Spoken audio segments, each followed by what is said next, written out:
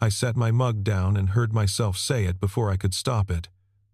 I regret not choosing you. She was sitting on the edge of my kitchen counter, bare feet swinging, a thin cream sundress printed with faded roses, a glass of fresh orange juice cupped in both hands. The morning light came in, slanted and warm across the dark cabinets and the marble. She didn't look away. A little color rose in her cheeks, and she turned the glass once, slowly, in her hand. The kitchen smelled like citrus and warm sun. "You still have a chance," she said. "My name is Ben Whitaker. I'm 34 years old, and I fix things other people have already decided to give up on. Old houses, mostly. I restore them for a living, here in Savannah, where the streets are older than most of the country, and the good bones are still hiding under 100 years of bad decisions. Heart pine floors buried under carpet glue, shutters painted shut so many times they've forgotten how to open, plaster that everyone wants to tear out until I show them what's underneath. It's slow work, and it's honest work, and it suits me. And I have always had more patience than I've had anything else. I live alone in a narrow house near the historic district that I bought half-ruined and rebuilt one room at a time. There's sawdust in the corners no matter how often I sweep. My mornings are quiet. My evenings are quiet. I used to think that quiet was the thing wrong with my life. Now I know quiet was never the problem. The problem was that for a long time I couldn't tell the difference between quiet and empty. I got divorced a little over a year ago. Her name was Vanessa. There was no cruelty to how it ended, not the kind you'd put in a story, anyway. She simply looked around at the life we'd built and found it too small for her. Vanessa liked to be seen. She liked rooms where the light landed on her, liked being the loudest laugh at the party, liked a version of a husband who'd stand behind her and hold her coat. I was never very good at standing behind anyone. I liked our porch in the evening, and a book I'd read before, and the sound of nothing much happening. To her, that was boredom. To me, it had felt like peace. We didn't have children. Toward the end, I was almost grateful for that, and I've never been proud of the thought. When she left, I told myself the story of me and the Sullivans was finished. I'd married into that family, and I'd married out of it, and whatever chapter they represented in my life had closed. What I didn't understand, what I couldn't have understood back then, was that the story with the Sullivans hadn't ever really ended. It hadn't even started the right way, because there had always been another sister, Grace. Vanessa's younger sister, 3 years younger than me, quiet in the way still water is quiet, the kind of quiet that a careless man mistakes for shallow. At every family gathering across all those years, she was the one in the corner, refilling somebody's glass, laughing at the joke a beat after everyone else because she'd actually been listening. I used to think I understood Grace, the steady one, the easy one, the sister nobody worried about. I'd sorted her into a small, simple shape in my mind, and never once questioned whether the shape was true. It wasn't. I never really knew her at all. I just thought I did, and thinking you know someone is one of the loneliest mistakes a person can make. Their father was a man named Walter Sullivan, old Savannah stock, a retired history teacher with ink-stained fingers and a house full of books and a way of looking at you over his glasses like he was grading your character. He owned a grand, tired old house on one of the squares, the kind of house that had been in the family 4 generations and was slowly losing the fight against time. I'd stood in that house a dozen times over the years and itched to save it and never been asked. Walter didn't trust anyone with his floors. Walter died this past January. A quiet heart, they said, one cold morning, in the chair by the window where he liked to read. And when he died, that great old house needed somebody to decide its future. People hire me to save things other people gave up on. It's funny, when I let myself think about it, considering how easily I once gave up on the one thing that mattered most. I just didn't know it was the thing that mattered. Not yet. Not for a long, long time. That's the part I have to tell you carefully, because I know how it ends now. It was the second week of March when Grace called me. I remember I was in my workshop when the phone rang. The smell of shaved wood and linseed oil thick in the air, dust hanging gold in the light coming through the high window. I almost didn't recognize her voice. I'd heard it 1,000 times across 1,000 dinners, but I'd never once heard it aimed only at me, and something about that made it sound new. "Ben," she said. "It's Grace." A pause, careful, like she'd rehearsed. "I'm handling Dad's house. The estate, and it needs work before I do anything with it. Real work, the kind that can't be faked." Another pause. "You're the best in the city. Dad's house deserves that. He'd have wanted it done right, even if he'd never have admitted it to your face." I told her I was sorry about Walter. I told her I'd come look at it. Both of those things were true, and both of them were easier to say than the thing underneath, which was that some quiet part of me had gone very still at the sound of her asking me for something. The house was worse than I'd hoped and better than I'd feared. Water had gotten into the north wall. The back staircase was a lost cause, but the heart of the place, the floors, the moldings, the tall shuttered windows, was all still there under the neglect, waiting, the way good bones always wait. I walked it with a flashlight and a notebook, and Grace walked it beside me, close but never too close, and I found myself talking more than I usually do, explaining what I saw. What could be saved, what the house had been and could be again. She listened the way her father used to listen, like the listening itself was a kind of respect. We settled on a plan and a price that was fair, and by the end of that first week I was there most mornings with my crew, and Grace was there too, more often than an owner needed to be. That's when the small things started. The things I didn't have the sense to add up. She knew how I took my coffee, black, a little strong, and she just handed it to me one morning without asking. The way you hand something to a person whose habits you've memorized without meaning to. I noticed, and then I told myself not to notice, because noticing led somewhere I wasn't ready to go. There was a doorway on the second floor, an old cased opening with a wavy glass transom above it, and my plan called for widening it. Grace stopped me. "Leave that one," she said, and when I asked why, she looked at the frame instead of at me. "You always liked this one. Years ago. You said the proportions were honest.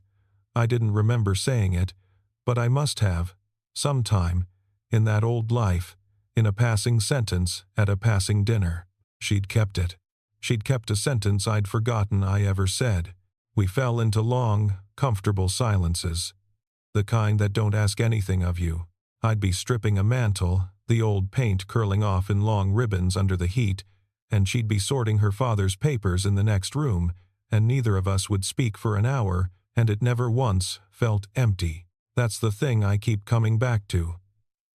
With Vanessa, silence had always been a problem to be solved, a thing she'd rush to fill with noise before it could mean anything. With Grace, silence was just another room we were both comfortable standing in, and I found myself listening for the small sounds of her working, the way you listen for someone you don't want to leave. I'd catch myself, sometimes, thinking I hadn't felt this settled in years, and then I'd remember whose sister she was, and I'd bury the thought and go back to work with my jaw set. There was a guilt in it I couldn't name yet, a sense that whatever this warmth was, I hadn't earned the right to feel it. Then came the morning with the orange juice, and I should have understood everything right there. I didn't. It was early, the light barely up, and I'd come to open the house for the crew. Grace was already in the kitchen, the one working room in the whole place, and she was squeezing oranges by hand into an old glass pitcher, her sleeves pushed up, juice on her wrists, the bright citrus smell cutting clean through the dust and the old house must. She poured a glass and held it out to me without a word. "You take it the same way," she said. "No sugar. You never needed it sweeter than it was." I took the glass, and the cold of it, and the smell of it, and something in my chest pulled tight and would not let go. Because I had held that exact glass before, or one just like it, in this exact kitchen, a long time ago. I have to go back, so you understand. I met Grace before I ever met Vanessa. People don't know that. Even I had half forgotten it. It was 2016, an estate sale in an old house being emptied out, and she and I ended up on either side of the same battered oak sideboard, both of us reaching for the same drawer pull, and we got to talking about old wood and honest joinery and the shame of good things being thrown away. I'd never talked to a stranger that easily in my life. There was no performance in her. She asked real questions and waited for real answers. I walked away from that sale thinking about her the whole drive home. And then, a few weeks later, at some gathering she'd invited me to, I met her older sister. Vanessa arrived like weather, loud, bright, certain, filling the room before she'd crossed it, laughing with her whole body, pulling every eye to her and then choosing, deliberately, to aim all of that light at me. I was 25 and I had never in my life been the thing a woman like that decided to want. It was flattering in a way that felt like being chosen. And somewhere in that noise, Grace went quiet. She stepped back. She stopped meeting my eyes across the room. She got very good at being busy in the kitchen. I read it the only way I knew how to read it back then. I decided she wasn't interested. I decided the connection I'd felt at that sideboard had been mine alone, a thing I'd invented on a lonely drive home, and that the real story was the loud one, the certain one, the sister who left no room for doubt because doubt is quiet, and she was not. It never once occurred to me that a person can go quiet not because they feel nothing, but because they feel too much and have just been made to believe it isn't wanted. That kind of silence looks exactly like indifference from the outside. I paid 9 years to learn the difference. There was a morning, early, that first summer. I'd stayed over on the couch after a late night, and I came down and Grace was in the kitchen squeezing oranges by hand, sleeves pushed up, and she handed me a glass without a word, and for 1 second, the whole world was very still and very warm. Then Vanessa came down the stairs calling my name, and the second closed like a door, and I let it. I chose the noise. I chose the certain thing. I told myself I was choosing love, and I was too young and too flattered to know the difference between being chosen and being seen. Standing in that kitchen 9 years later, holding the same glass from the same hands, I felt the edges of all of it, but I couldn't yet make it into a shape. I only knew my chest hurt, and I didn't understand why, and I wanted to ask Grace how she remembered how I took my juice. I didn't ask. Some part of me was afraid of the answer. Some part of me had been afraid of that answer for 9 years, and I stood there with the cold glass sweating against my palm and the smell of oranges filling the ruined old kitchen, and I drank it slowly and said nothing at all. I was so busy protecting a marriage that had already ended that I nearly missed the one that was quietly trying to begin. Vanessa came back in May. I should have known she would. Walter's estate wasn't settled yet, and she was his daughter too, one of 2, and there was money tied up in that house, real money, once it was restored and sold. She showed up on a Tuesday afternoon in a car too nice for the neighborhood and sunglasses she didn't take off, and she walked through the front door of her father's house like she still owned a piece of everything, which, in fairness, she did. "Well," she said, looking around at the scaffolding and the drop cloths. "The handyman's still here." She smiled when she said it. She'd always known exactly how to make a word cut. I hadn't seen her in months. I braced for it to hurt, and it didn't. And that told me something. What I felt looking at her wasn't longing. It was the flat, tired feeling of looking at a room you used to live in and being glad you moved out. But Vanessa had radar for things like this. She always could read a room faster than anyone. That was her one true gift. And she stood in the middle of her father's parlor and looked at me, and then looked at Grace coming down the stairs with a sample of trim in her hand, and I watched her put it together in about 4 seconds. The way Grace's step changed when she saw me. The coffee she'd handed me, the glass on the counter. Something in Vanessa's face went hard and bright. "Oh," she said softly, almost to herself. "Oh, that's what this is." Then she laughed. and it was not a kind laugh. "You want to know something funny, Ben?" She turned to me, and her voice climbed to fill the room the way it always had. "My baby sister has been mooning over you for years. Since before you and I were even a thing. It's honestly embarrassing, if you sit with it. All those dinners, all that quiet little devotion. And now, Daddy's dead, and she's got the checkbook and, what, she hires you? Buys her way into your life with our father's house?" She shook her head, delighted with herself. "You really can't see it?" "She's not shy, Ben. She's patient. There's a difference, and you always did fall for the difference." I felt the floor shift under me. That's the honest word for it, not because I believed her, but because she'd taken something and bent it into a shape that could hurt, and for a half-second I couldn't tell the real shape from the bent one. I looked at Grace, and Grace had gone completely still by the stairs, the piece of trim held against her chest like something she was protecting, her knuckles white around it, saying nothing, and the silence coming off her was louder than anything Vanessa had said. "Don't tell me," Vanessa went on, watching my face, savoring it. "Don't tell me you're falling for the quiet one now. After all these years. That's almost sweet." Her smile was the exact same one she'd worn walking down the aisle toward me. "A little late, though, isn't it?"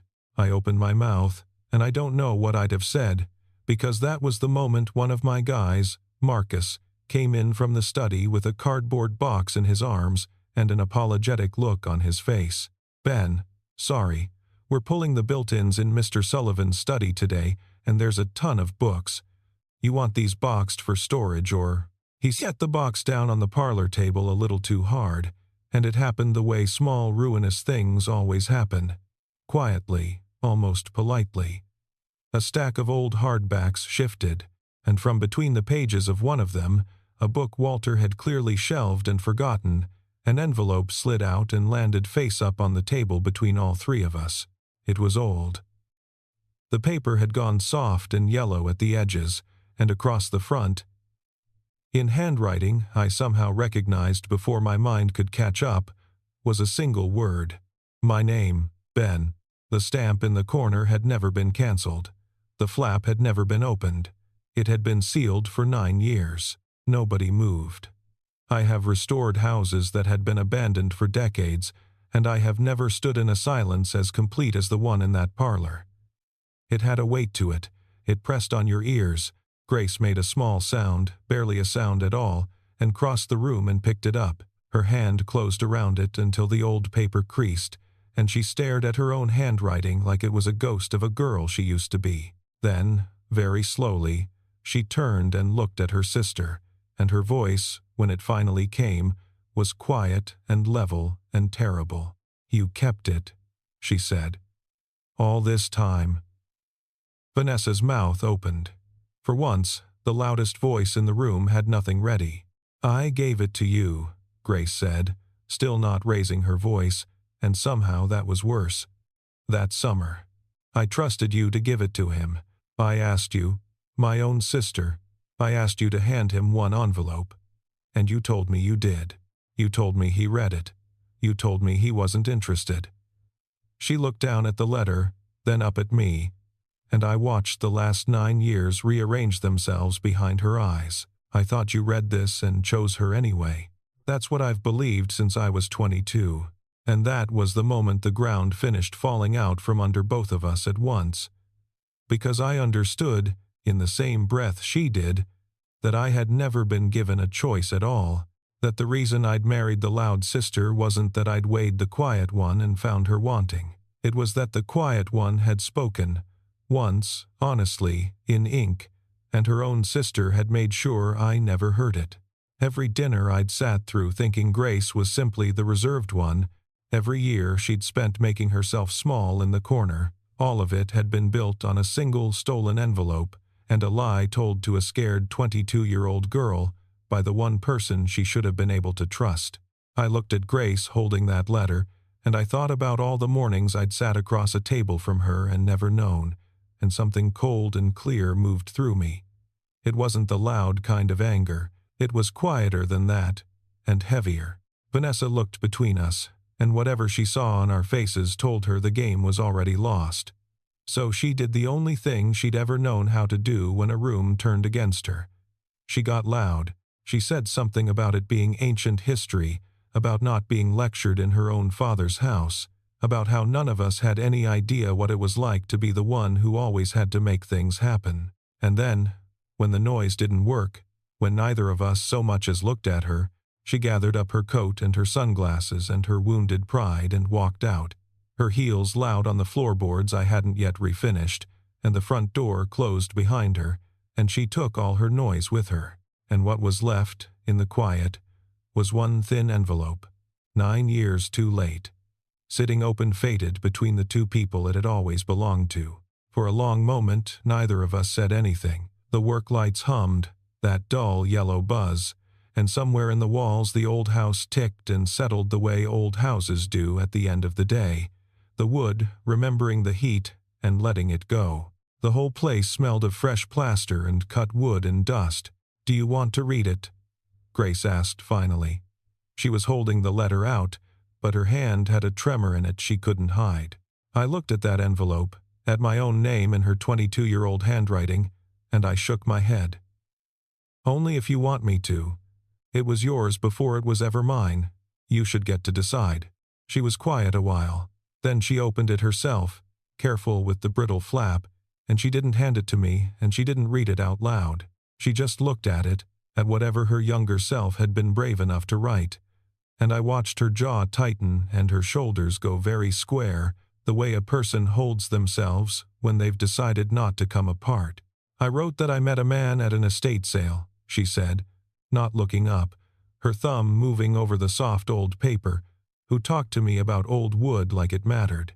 And that, I'd never in my life felt so easy talking to anyone, like I could set the whole day down and just be a person, and that if he felt even a little of what I felt, he should tell me, and if he didn't, I'd understand, and I'd never bring it up again, and we could all just go on like it never happened." She let out a slow breath. "I gave it to Vanessa because I was too scared to hand it to you myself, and she came back and told me you'd read it, that you were flattered, that you thought I was sweet, but that it was her you wanted." She finally looked at me, so I stepped back. I made myself small at every dinner for 9 years. I stood in the corner, I watched you marry my sister, and I told myself it was fine, because at least I'd been honest once, and you'd chosen anyway. That was the story I lived inside. That I'd told the truth, and it hadn't been enough. I had to sit down on the edge of a sawhorse. "It never reached me," I said. "Grace, I never saw a word of it." "I know that now," she said. "I'm looking at the stamp." I made myself say the rest, because she deserved all of it, and because I was done being a man who let quiet moments close like doors. "I want to tell you the letter would have changed everything, and maybe it would have, but I need you to hear something harder than that."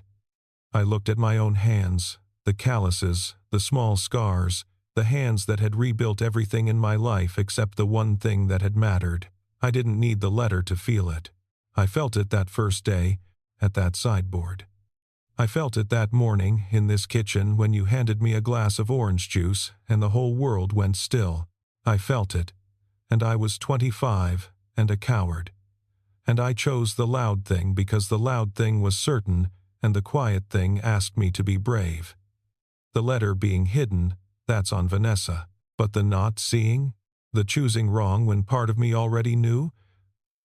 I don't get to blame anyone for that. That one is mine. She sat down across from me on an overturned bucket, the letter in her lap, and for a while we just breathed in that half-finished room. 9 years is a long time, she said softly. I know. I'm not the same girl who wrote that. I know that too. I'm not the man who couldn't read it. I looked at her. I'm not asking you for anything. I don't have the right. I don't want to be a person who lets another quiet moment close because being honest is scary. So, I'm going to be honest. I'd like the chance to actually know you, not the shape I invented. You. Whatever that looks like, however slow, on whatever terms you can stand, and if you tell me it's too late, I'll finish this house and I'll be grateful I got to, and I'll never make it your problem again."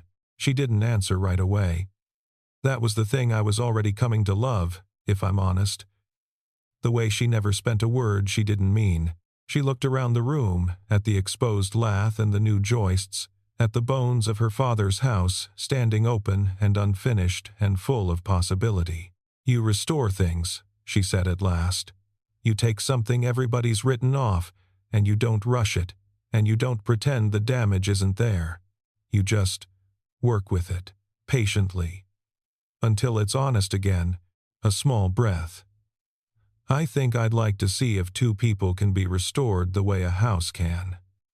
We talked until it was fully dark, past when the crew had gone home, sitting in that gutted room among the drop cloths, while the house creaked and cooled around us, and the smell of new plaster settled into the walls. We didn't decide anything grand. There were no promises big enough to trip over later, no vows to a future neither of us could see yet. There was just a small, true decision, made out loud, in the open, with nothing hidden between us for the first time in 9 years. And strange as it sounds, in that half-finished house full of exposed beams and undone work, I felt more whole than I had in a very long time. Which brings me back to the kitchen. To the morning I started this whole story with. It was a few weeks after that night. She'd come by early again, and she was up on the counter in that cream sundress with the little roses on it, feet swinging, squeezing oranges by hand into that same old glass, and the light was coming in low and gold, and I was standing across from her with a coffee going cold in my hand because I'd forgotten to drink it. And I set the mug down, and I heard myself say it before I could stop it. "I regret not choosing you." I meant all of it. I meant the estate sale in the morning 9 years ago and every dinner I'd spent looking at the wrong sister. I meant the coward I'd been at 25. She didn't look away. A little color rose in her cheeks, and she turned the glass once, slowly, in her hand, and she said, "You still have a chance." That was it. That was the whole thing. No violins, no grand speech, just a woman telling a man that the door he thought he'd slammed 9 years ago had never actually been locked, that he could still walk through it if he was brave enough this time. And I was. This time, God help me, I was. We took the rest of it slow, exactly the way she'd asked. There was no rushing to make up for lost time, which is a trap, I think. That hurry, like you can pour 9 missing years into a few fast months and not have it spill everywhere. We didn't. We let the days do the work. I finished the house, one careful room at a time, and she was there for most of it. And somewhere in there the line between the two projects, the house and the us, quietly disappeared. Small habits grew the way they only can when nobody's forcing them. She'd bring 2 coffees now instead of 1, and she'd set mine down at my elbow without a word while I worked, the way you tend a thing you've decided to keep. I learned she hummed, very quietly, when she was concentrating. An old habit she didn't know she had until I told her, and then she got shy about it, and then she did it anyway, because she'd decided she didn't have to hide the small things from me anymore. I learned that her stillness wasn't emptiness, it was attention. That Grace was always paying attention. To the wood, to the weather, to the exact moment I got frustrated with a stubborn joint and needed her to say nothing at all. Being paid attention to like that, after years of performing for someone who only ever watched herself, felt like sitting down after standing my whole life. I hadn't known how tired I was until she gave me a reason to rest, and I learned her, slowly, the way you're supposed to learn a person. The books she'd kept of her father's, the way she talked to the old house like it could hear her, the 9 years she'd carried, which she didn't hand me all at once but let out a little at a time, trusting me with a piece and watching what I did with it before she gave me the next. I never rushed her. I'd spent a lifetime being patient with wood and plaster. It turned out that was just practice for being patient with the one person worth being patient for. There was a decision to make about the house. The plan had always been to restore it and sell it, split the proceeds, close the book on Walter Sullivan's grand old place. But somewhere in the spring, Grace stood in the finished front parlor, the heart pine glowing under 3 coats of oil, the shutters working smooth on their new hardware, and she said, "I don't want to sell it." She said it almost like an apology. "I know it's not practical, but my whole family is in these walls. And now, so is the best thing that's happened to me in 9 years." She ran her hand along the mantel I'd rebuilt. "So I did. I stopped building it for some stranger who'd never know which doorway I'd left honest, because a woman asked me to, and I started building it for her. That changes how a man works. Every joint, every coat of finish. I did it, thinking, she's going to live inside this. It's the best work I've ever done, and no one will ever be able to see why. I want to be careful and truthful about one thing, because I promised her I'd never let a quiet moment close again, and that means not skipping the hard parts either. There was a night, months in, when I lay awake next to her, and the old doubt crawled up out of the dark. 9 years. She'd waited, or grieved, or moved on and circled back. Through 9 years I'd spent married to her sister. What kind of man gets a second chance at that? What could I possibly have done to deserve those 9 years back? I got up and I stood in the kitchen in the dark, and I didn't know how to say any of it. She found me there. She didn't ask what was wrong. She'd read it off my shoulders, the way she read everything. She just went to the counter, and she took an orange, and she cut it and squeezed it by hand into a glass in the dark, no words at all, and she put the glass into my hands and folded my fingers around it. And that was the whole answer. You keep making the same true thing, over and over, quietly, until the other person finally lets themselves have it. I drank it, and my throat was tight, and I understood that she'd been answering me that way for 9 years, and I was only just now learning how to listen. A year later, the house she almost sold is the one we wake up in. The morning light still comes in slanted and gold across the kitchen. She still squeezes the oranges by hand, every single morning, and when I tell her a carton would be faster, she just shrugs and says, "Costs the same to do it right." She's not really talking about the juice. She never was. Vanessa is a name that comes up maybe twice a year, now, without heat, the way you mention bad weather from a long time ago. The house smells like fresh varnish and coffee and citrus, and spring comes through the working shutters, and the 9 years feel less like something we lost and more like the long, slow way we finally arrived. I've had a lot of time to think about choosing, and about timing, and about how a man can be so sure he's reading a room and be so completely wrong. Some people come into your life loud. They arrive like weather, and they fill every corner, and they're so certain of what they want that you mistake their certainty for truth. And some people come in quietly. They hand you a glass of orange juice and wait, and because they don't shout, you tell yourself they must not feel much at all. That's the mistake. That was my mistake. I spent 9 years believing I'd loved the wrong sister, when the truth is I never got to love the right one, because a truth was sitting sealed inside a book on a dead man's shelf the whole time. I got lucky. I know that. Most letters like that never fall out of the book.